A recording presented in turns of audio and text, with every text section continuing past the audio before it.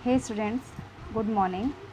आज का मैं आपका नया चैप्टर हिस्ट्री पार्ट 1 का जो थर्ड चैप्टर है, दीवान रूलिंग द कंट्री साइड, ये इस चैप्टर को हम स्टार्ट कर रहे हैं। ठीक है, कि किस तरह से ईस्ट इंडिया कंपनी ने हमारे भारतवर्ष पे रूल करना स्टार्ट किया। इसके पहले वाले चैप्टर में हम लोगों ने देखा कि उन्होंने सबसे पहले व्यापार के लिए ईस्ट इंडिया कंपनी को यहाँ स्थापित किया। इसके बाद यहाँ से व्यापार किया और व्यापार के माध्यम से कैसे वो हर एक हमारे सब कॉन्टिनेंट के हर एक पार्ट को कैसे वो अपने वाणिज्य के अंतर्गत, कॉलोनियल पीरियड्स के अंतर्गत उसको वो अपने कब्ज़े में करते जा रहे थे। इन सारी चीज़ों को हम लोगों ने देखा। फिर इसके बाद भी हम लोगों ने देखा कि इसके साथ साथ उन लोगों ने अपनी सैनिक क्षमता को, सैनिक पावर को जो यहाँ पर एक्सटेंड किया था, उसको भी हम लोगों ने क्लियर किया था। ठीक है, तो आज का हमारा जो न्यू चैप्टर है, देखिए जो भी इस बुक में या फिर इस क्लास में आप लोग के जो भी चैप्टर्स चलेंगे वो रिलेटेड है। जैसे मान लीजिए कि इसके पहले हम लोगों ने प्लासी का जो युद्ध देखा 1757 में, उसके बाद जो भी होगा वो सब एक लाइन से, एक सीक्वेंस से आप लोग की बुक में ये चीज़ें चलती रहेंगी। यानी फर्स्ट चैप्टर में हम लोगों ने देखा कि कैसे वो डेट क्यों ज़रूरी है, कैसे क्या कॉलोनियल पीरियड था। फिर सेकंड चैप्टर में हम लोगों ने देखा कि ईस्ट इंडिया कंपनी आई, कैसे आई, और भी कौन कौन सी कंपनियाँ थी जिन्होंने भारतवर्ष पे अपना जो बिज़नेस है उसको इस्टेब्लिश करने की कोशिश की। इसको हम लोग ने देखा। अब हम लोग आगे थर्ड चैप्टर में देखेंगे उन्हीं अंग्रेज़ों के बारे में, उन्हीं ब्रिटिश सरकार के बारे में, कि उन लोगों ने हमारे भारतीय शासकों के साथ, हमारे राजा रानियों के साथ और हमारे देशवासियों के साथ कौन कौन सी नीति अपनाई और उनका क्या पूरा एक जो मोटो था वो क्या था हमारे भारतवर्ष में। ठीक है, तो चलिए स्टार्ट करते हैं आज का हमारा जो न्यू चैप्टर है। देखिए सबसे पहले यहाँ पे एक फिगर बना हुआ है, रॉबर्ट क्लाइव। देखिए सबसे पहले तो आप ये जान जाइए कि हमारे भारतवर्ष का प्रथम गवर्नर जनरल जो बना था, जो प्रथम वायसराय बना था, वो कौन था? Robert Clive. ये वायसराय कौन होते हैं? देखिए सबसे पहले हमारे यहाँ सल्तनत काल होता था ना, उसके बाद से मौर्य वंश आया, फिर मुग़ल वंश। तो सल्तनत वाले अपने आप को सुल्तान बोलते थे।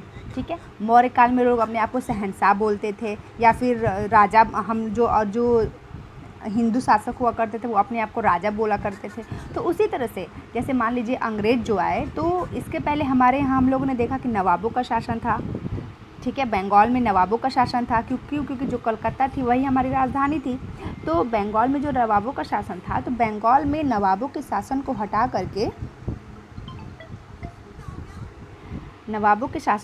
करके उसकी पदवी को हटा करके वहाँ पे वायसराय की नियुक्ति की जाने लगी। वायसराय, फिर उसके बाद से गवर्नर जनरल बने। ठीक है, इसके बाद से जैसे अभी आपके राष्ट्रपति हैं ना, यानी जो पूरे देश का सर्वोच्च होता है, ठीक है, वो वही पदवी, जैसे अभी आपके राष्ट्रपति हैं ना, जो अब राष्ट्रपति जिनको हम कहते हैं, इन्हीं को पहले समय में पहले वायसराय और इसके बाद से गवर्नर जनरल, इसके बाद से आपके ये राष्ट्रपति बनने लगे। ठीक है, तो ये जो वायसराय है रॉबर्ट क्लाइव, ये हमारा फर्स्ट वायसराय है। ठीक है, नवाब के बाद जो पदवी धारण की है वो किसने? रॉबर्ट क्लाइव ने वायसराय की पदवी धारण की है। देखिए यहाँ पे खड़े हुए, यहाँ पे जो रेड ड्रेस में पहने हुए हैं, यही हमारे कौन है? वायसराय हैं उस समय के। ठीक है, Robert Clive accepting the diwani of Bengal. Robert Clive accept करते हुए किससे?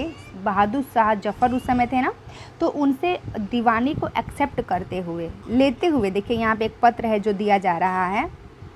बिहार कहाँ की दीवानी? बंगाल, बिहार, उड़ीसा की दीवानी का मतलब वो सब लेखा जोखा, जो लेखपाल का एक कार्य होता है ना, एक वाणिज्य, पैसे, रुपए, हर एक चीज़ का लेखा जोखा, राजस्व कहाँ से आ रहा है, रिवेन्यू कहाँ से आ रही है, ये सब चीज़ का लेखा जोखा किसके शासनकाल में, किसके हाथों में चला गया? रॉबर्ट क्लाइव के शासनकाल में। किस समय? 1765 ईस्वी में। ठीक है, 1765 ईस्वी की ये बात है। देखिए द कंपनी बिकम द दीवान, जो कंपनी थी अब ये क्या बन गई है? दीवान बन गई है। दीवान एक पदवी है। ठीक है, ऑन 12 अगस्त 1765, सबसे पहले 12 अगस्त 1765 को the Mughal emperor appointed the East India Company as the diwan of Bengal. Mughal emperor, देखिए एम्परर ने जानबूझ के नहीं किया, इनके हाथों में भी कुछ नहीं था। अगर ये एम्परर, हमारे जो मुग़ल एम्परर हैं, अगर ये ऐसा नहीं करते तो इनको भी जान से लोग मार देते। ठीक है, तो ज़िंदा रहने के लिए तो ये चीज़ चाहिए भाई, मानना तो पड़ता ही। तो इन्होंने 1765 ईस्वी में बंगाल की जो दीवानी थी वो ईस्ट इंडिया कंपनी को सौंप दी। The actual event most probably took place in the Robert Clive tent. और ये सारी एक्टिविटी कहाँ हो रही है? रॉबर्ट क्लाइव का जो टेंट था, जहाँ पे रॉबर्ट क्लाइव की ऑफिस थी, वहाँ पे। With a few English man and Indians as witness, वहाँ पे कुछ अंग्रेज़ भी हैं और कुछ भारतीय भी हैं गवाह के रूप में। बट इन द पेंटिंग एवब, लेकिन यहाँ पे जो पेंटिंग दिखाई गई है, अगर हम बात करें, the event is so as a majestic occasion taking place in a grand setting. देखिए, लेकिन यहाँ पर जो फिगर दिखाया गया है ना, यहाँ पे एक मजेस्टिक रूप में, जैसे राजा जो हैं, जो बंगाल के नवाब हैं, वो कुर्सी पे बैठे हुए हैं, चेयर पे, अपनी राजगद्दी पे, और वो रॉबर्ट क्लाइव को अपना दीवानी सौंप रहे हैं। लेकिन ऐसा है नहीं। ये क्या हुआ है? ये सारी इवेंट कहाँ हुए हैं? रॉबर्ट क्लाइव के टेंट में हुआ है। लेकिन चित्रकार ने, देखिए कैसे भी, क्योंकि जो राजा हैं और एक तो वायसराय ही हैं, तो इनकी भव्यता है ना, तो इस भव्यता को दर्शाने के लिए इस फिगर को ऐसे बनाया गया है। Taking place in a grand setting, the painter was commissioned by the Clive to record the memorable event in the Clive life. यानी ये जो भी फिगर बनाया गया है वो रॉबर्ट क्लाइव के एक एजेंट के द्वारा, जिसको कि उन्होंने पहले से एक कमीशन दिया हुआ है, मतलब उनके द्वारा ऑर्डर है ये कि इस इवेंट को एक अच्छे मेमोरेबल रूप में कैप्चर किया जाए। The grant of Diwani clearly was one such event in British imagination.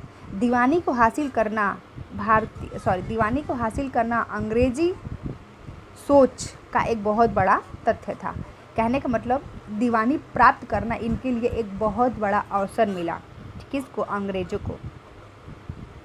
As diwan the company become, as diwan, जैसे दीवान बना company, the company become the chief financial administrator of the territory under in control. जैसे ही company दीवान बनी, इसने अपने control में, इस ईस्ट इंडिया कंपनी ने भारत के सभी राजस्व को, सभी वाणिज्यिक क्षेत्र को अपने अंदर में ले लिया। Now it had to think, अब सोचिए कि अब बंगाल के जो नवाब हैं उनका क्या होता होगा, तो उनको पेंशन दिया जाने लगा, उनको पेंशन पर रख दिया गया और उनको भेज दिया गया कि आप जाइए अपने राजमहल में रहिएगा, हम आपको पेंशन भेजते रहेंगे, बाकी सब लेखा जो काम करेंगे। ठीक है, ये कंट्रोल हो गई थी। Now it had to think of administering the land over organizing its revenue resources. अब इनका टर्न था कि जो भी यहाँ पे लैंड है भारत का, जो भी सब कॉन्टिनेंट है, इस पे वो शासन करें और जितना ज़्यादा हो सके रिसोर्सेज को, संसाधनों को, रिवेन्यू को, टैक्सेस को, पैसे को ये लोग इकट्ठा करें। This had to be done in a way that could yield enough revenue to meet the growing expense of the company. मतलब इनका ये अब सोचता कि हम ज़्यादा से ज़्यादा पर्याप्त रेवेन्यू इकट्ठा कर लें और अपने पूरी कंपनी को जितना हो सके उतना फैला लें, उतना विस्तार कर लें। A trending company had also to ensure that it could buy the product it's needed and sell what is want। और एक ट्रेंडिंग कंपनी जो होती है उसका ये पहला इंश्योर किया जाता है एक ट्रेंडिंग कंपनी के लिए कि वो उन्हीं चीज़ों को खरीदे और उन्हीं चीज़ों को बेचे जिसका कि डिमांड हो, जिसको लोग चाहते हैं। ठीक है, कोई भी कंपनी अगर बहुत ज़्यादा तेज़ी से बढ़ेगी तो कब बढ़ेगी? जब उसको ये पता हो कि लोग क्या चाहते हैं, लोगों के बीच क्या डिमांड है। ठीक है, over the year the company also learned that it had to move with some caution. लंबा समय लगा ये जानने में कि किस चीज़ में कंपनी को प्रॉफिट ज़्यादा होगा, लोग क्या चाहते हैं। बहुत लंबा समय लगा, बहुत समय भी बीता, बहुत एक्टिविटी इवेंट भी इसके बीच में हुए। बीइंग एन एलियन पावर, एक बाह्य शक्ति होने के कारण, it needed to pacify those who in the past and ruled the countryside. एक बाह्य शक्ति होने के कारण यहाँ पे ये जानना जरूरी था कि पहले समय में इस भारतवर्ष में कौन सी चीज़ें थी जो अच्छी खासी थी और जिसका एक अच्छा वर्चस्व था। ये तो पहले के हमारे यहाँ के लोग जानेंगे ना, क्योंकि ये तो जो अंग्रेज़ थे वो बाहर से आए हुए थे। And enjoy authority and Prestige, और जब ये हमारी पुरानी सभ्यता को जानते तब यहाँ के हम जो लोग हैं, क्योंकि हम जिस चीज़ से जुड़े हैं उसी चीज़ को हम ज़्यादा वरीयता देंगे। तो अगर ये अंग्रेज़ हमारी पुरानी चीज़ों को जानते, पुरानी चीज़ें हमारे सामने लाते, तो हमारे लिए ये ज़्यादा सम्मानपूर्वक और सम्मानजनित बात होती। और हम क्या करते, अंग्रेज़ों का सपोर्ट भी अच्छे खासी तरह से करते। Those who had held local power to be control, but अब यहाँ पे इन्होंने क्या किया कि जो भी लोकल पावर थी, अपने व्यापार को बढ़ाने के लिए सबसे पहले इन्होंने जो यहाँ पे लोकल पावर थी उस पर कंट्रोल करना शुरू कर दिया। But they could not be entirely eliminated. लेकिन लोकल पावर का मतलब होता है जैसे छोटे मोटे राजा हो, ज़मींदार हो, एक बड़ा कृषक हो, तो इन लोगों पे सबसे पहले इन लोगों ने क्या किया, अपना पावर दिखाना शुरू किया और उसको अपने कब्जे में ले लिया। लेकिन अभी भी बहुत ऐसी जगह थी जो इनके पावर में नहीं थी। How was this to be done? अब ये कैसे किया जा सकता था, कैसे पूरे ओवर कंट्री पे को, कैसे पूरे वेस्ट एरिया पे ये लोग अपना कंट्रोल इस्टेब्लिश कर सकते थे? Then in this chapter we will see how the company came to colonize the countryside. तो इस चैप्टर में हम लोग देखेंगे कि कैसे कंपनी जो थी वो औपनिवेशवाद को पूरे इंडिया, पूरे भारतवर्ष में कैसे इसने अपना औपनिवेशवाद बढ़ाया, कैसे अपना वाणिज्यिक क्षेत्र बढ़ाया, एंड ऑर्गेनाइज रेवेन्यू रिसोर्सेज, और किस तरह से इन्होंने कर लेना, संसाधनों को इकट्ठा करना, कौन सी ऐसी एक्टिविटी थी जिससे इन्होंने किया।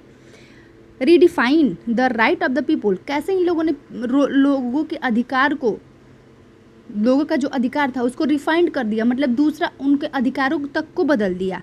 And produce the crops it's wanted, और उन फसलों को उगाना शुरू किया जिनको ये चाहते थे, ठीक है, यानी जिससे इनको ज़्यादा बेनिफिट हो, इन फसलों को उगाना। कैसे लोगों के दिमाग में इन लोगों ने भ्रम पैदा किए और कैसे इन लोगों ने फसलों तक को चेंज कर दिया।